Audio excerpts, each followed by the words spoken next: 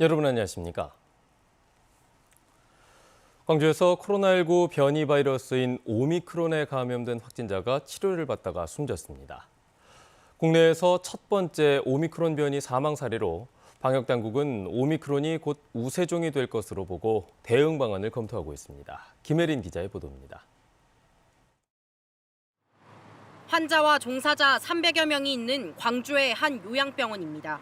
이 요양병원에서 첫 확진자가 나온 건 지난달 24일입니다. 70대 요양보호사가 확진된 이후 환자 등 20여 명이 추가 확진됐습니다. 이들 가운데 98살 여성 입소자가 확진 이틀 만인 지난달 27일 숨졌습니다. 사망 뒤 진행된 변이 검사에서 오미크론에 감염된 것으로 확인됐습니다. 국내 첫 오미크론 사망 사례입니다. 같은 요양병원 입소자인 90살 여성도 코로나19에 확진된 뒤 치료를 받다 지난달 29일 숨졌는데 방역당국은 이 여성도 오미크론과 역학적 관련이 있는 것으로 보고 있습니다. 빛골 전남대병원과 전남대병원에 입원해 계시다가 12월 27일과 29일에 각각 사망하셨습니다. 두 사망자는 각각 아스트라제네카와 화이자 백신을 2차 접종까지 마쳤습니다. 방역당국은 두 사망자는 중증도가 가장 높은 고위험군으로 주로 60대 미만에서 확산하던 오미크론이 감염 취약시설인 요양병원으로까지 번지면서 사망자가 발생한 걸로 보고 있습니다. 이번에 확진자들이 더 늘어나고 지역사회 전파가 커짐에 따라서 중증화율이 높은 중증도가 높은 취약 집단에 갔을 경우에 드물게 이렇게 사망 사례가 나타날 수 있는 걸로 보고 있습니다. 지난주와 비교했을 때 전국의 오미크론 변이 검출률은 2배 넘게 늘어난 상황. 방역당국은 국내에서도 곧 오미크론이 우세종이 될 것으로 보고 방역 대응 방안을 검토하고 있다고 밝혔습니다. KBS 뉴스 김혜린입니다.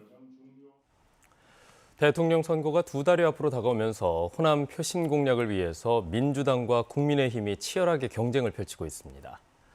이런 가운데 제3지대 후보들의 단일화와 도약 등도 변수로 남아 있습니다. 보도에 이성각 기자입니다. 가장 큰 관심은 3월 9일 치러지는 제20대 대통령 선거입니다. 민주당의 정권 재창출과 야당의 정권 교체론이 첨예하게 맞서고 있는 상황. 대선 2달여를 앞둔 판세는 민주당 이재명 후보와 국민의힘 윤석열 후보 간 양강 구도인데 광주와 전남 민심을 잡기 위한 선거전은 어느 때보다 치열합니다. 역대 대선 결과 호남에서 민주당이 90% 안팎의 득표를 얻거나 국민의힘이 10%를 넘기느냐에 따라 승부가 갈렸기 때문에 양당은 호남의 완벽한 승리냐 또는 두 자릿수 득표냐를 두고 사활을 걸고 있습니다. 이재명 후보는 각종 여론조사에서 호남 지지율 60에서 70%를 보이고 있는데 이낙연 전 대표의 합류와 탈당 인사들의 일괄복당으로 호남표 결집을 노리고 있습니다. 윤석열 후보도 국민의당 출신의 박주선, 김동철, 송기석 전 의원들을 대거 영입하며 호남에 공을 들이고 있습니다. 진영 결집과는 별도로 10에서 20%에 이르는 부동층, 특히 젊은 층 표심의 양배도 주요 변수입니다.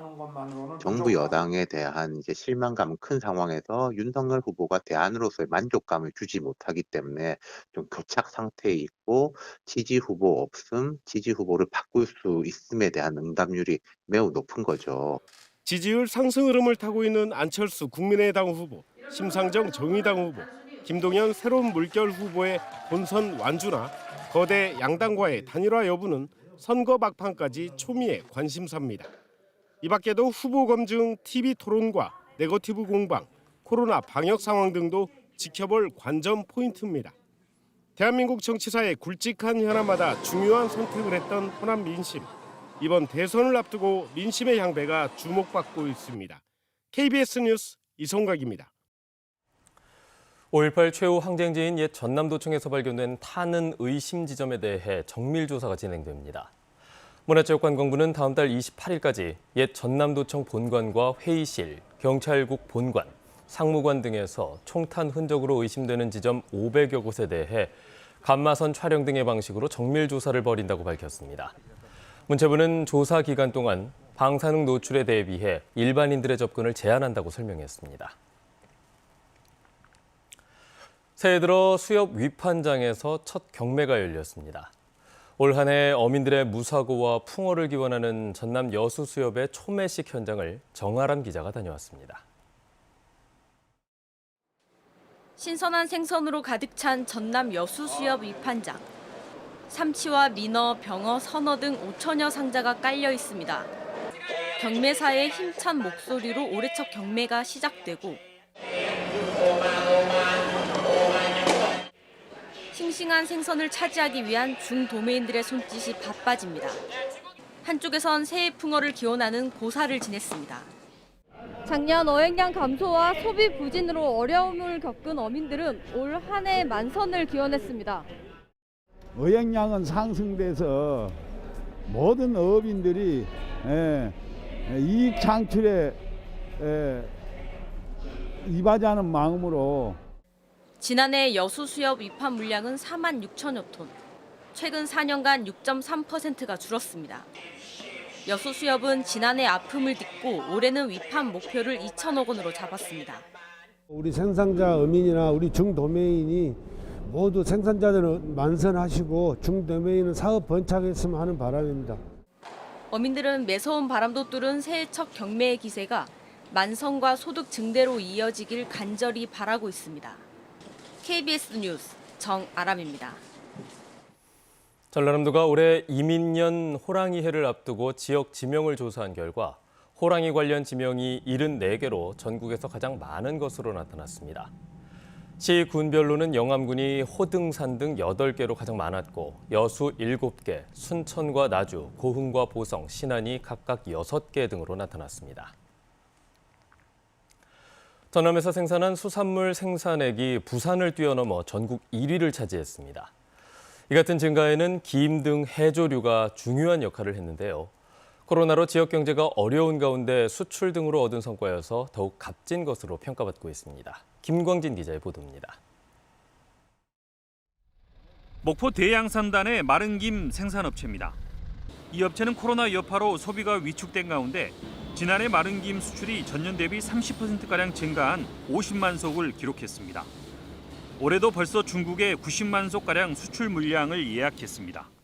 중국은 지금 시설량이 정책적으로 30% 감소를 했답니다. 일본도 줄고 그래도 대량 생산 체계가 되어 있는 한국이 가장 경쟁력이 있는 상황이라고 봐야죠. 이 같은 김 등 해조류 수출 등에 힘입어 전남 수산물 생산액은 부산을 제치고 지난해 전국 1위를 차지했습니다. 전남도는 수산식품 산업 육성을 위해 오는 2026년까지 수산 가공 소득 2조 5천억 원과 수산 유통 소득 2조 원 달성에 목표를 세웠습니다. 또 가공 분야의 수산식품 수출 단지와 소비 패턴 변화에 맞는 밀키트 같은 간편식 수출용 제품 개발 등에 5,300억 원을 투입하기로 했습니다. 또 거점형 청정 위판장 조성과 수산물 산지 거점 물류센터 건립 등에 3,075억 원을 투자해 유통 과정에서 부가가치를 높이기로 했습니다. 전라남도에서는 이렇게 해양 수산을 이끌어가는 큰 성장 동력이 될 거고 여기에 따라서 일자리도 한 2만 7천여 명 정도로 늘어날 것으로. 전 세계 식품 산업의 규모는 6조 1,700억 달러로 자동차 시장의 4배, IT 산업의 4.5배에 이릅니다. 전라남도의 수산물 생산과 가공 등의 고부가가치 전략이 어떤 결과로 이어질지 주목됩니다. KBS 뉴스 김광진입니다.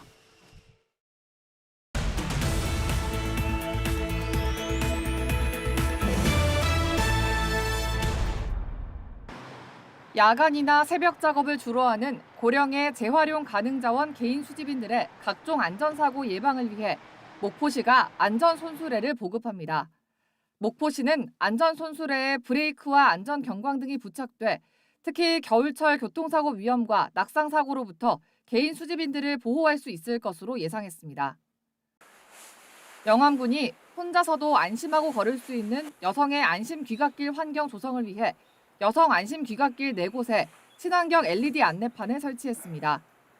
안내판은 위급 상황에 처했을 시 현재 위치를 바로 파악해 신속한 신고를 돕는 기능과 함께 현재 위치가 경찰이 집중 순찰하는 구간임을 안내해 불안감을 해소할 수 있도록 도울 예정입니다. 보성군이 직원들과 함께하는 헌혈 행사로 이색 시무식을 진행했습니다. 보성군은 코로나19로 지친 국민들에게 희망의 메시지를 전달하기 위해 헌혈 행사가 포함된 이색 시무식으로 2022년을 시작했다며 지역 경제 활성화에 매진하겠다고 밝혔습니다. 전라남도가 보흥군 동강면 마동마을에서 전승되고 있는 매혼굿을 무형문화재로 지정 예고했습니다. 마동 매혼굿은 용학대가 마을에 들어서기 전 벌이는 들당상굿과 마당밟기 등으로 구성됐습니다. 지금까지 단신브리핑이었습니다. 네, 다음은 희망 2022 나눔 캠페인 이웃돕기 성금을 보내주신 분들입니다.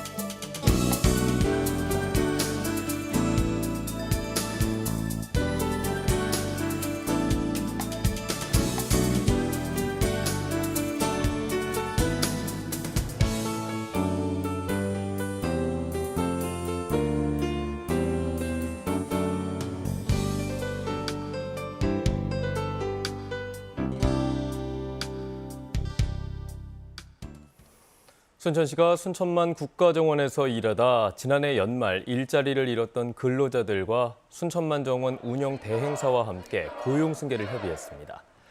이번 협의회는 향후에는 평가에 따라 일부 노동자들에 대한 고용을 해지할 수 있고 필요시 다른 업무를 맡길 수 있다는 내용도 담겼습니다. 이에 앞서 순천만 정원 운영 대행사는 매표와 주차 등의 업무를 1년가량 담당해오던 노동자 44명에 대해 계약 기간 만료에 따라 고용을 연장하지 않기로 해서 논란이 됐습니다. 새해를 맞아 더불어민주당의 광주와 전남 지역 선대위가 어제 국립 5.18 민주묘지에서 참배 행사를 갖고 이재명 대선 후보의 승리를 결의했습니다. 정의당 광주 선대위도 5.18 묘지를 참배해 5월 정신을 계승해 대선을 승리로 이끌겠다고 다짐했습니다. 광주 시민사회단체 협의회와 광주 진보연대 등도 5.18 민주묘지에 5월 영령들의 넋을 기리고 5.18 정신에 입각해 지역사회의 여러 문제를 풀어내겠다고 다짐했습니다.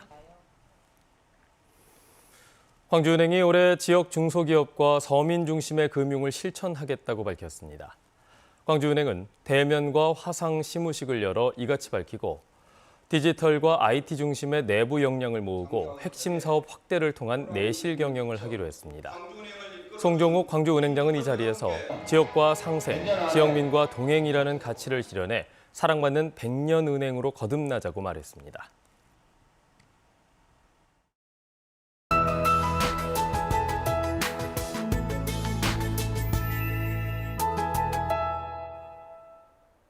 오늘 운전하실 때 더욱 조심하셔야겠습니다. 현재 구름 많은 가운데 일부 지역으로는 눈이 조금 날리고 있습니다. 새벽 사이에 이미 내린 곳들도 있어서 도로 곳곳에 살얼음이 생길 수 있습니다. 특히 터널 입출구나 교량 등 지나실 때는 감속 운전하셔야겠습니다. 아침까지 눈이 날린 뒤 차차 맑아질 텐데요. 동부 지역은 맑은 날이 계속되면서 건조함이 심해지고 있습니다. 여수와 순천, 광양에는 건조주의보가 발효 중입니다. 각종 화재 예방에 신경 쓰시기 바랍니다. 다음은 자세한 지역별 날씨입니다. 어제 아침 강추위가 찾아왔지만 오늘은 비교적 추위가 누그러졌습니다. 아침 기온 광주가 0도, 장성 영하 1도로 어제보다 1에서 9도가량 높고요. 낮 동안에도 예년 이맘때 기온 보이겠습니다. 여수와 고흥의 낮 최고 기온 8도, 광양 9도로 어제와 비슷하거나 1, 2도가량 낮겠지만 비교적 온화하겠습니다. 목포의 낮 최고 기온 5도, 무안 4도, 강진 7도까지 오르겠고요. 신안을 비롯한 그 외 도서 지역은 6도에서 7도가 예상됩니다. 바다의 물결은 전해상에서 비교적 잔잔하겠습니다. 당분간 평년과 비슷한 기온 보이겠는데요. 크게 벌어지는 일교차에 감기 조심하셔야겠습니다. 날씨였습니다. 뉴스를 마칩니다. 여러분 고맙습니다.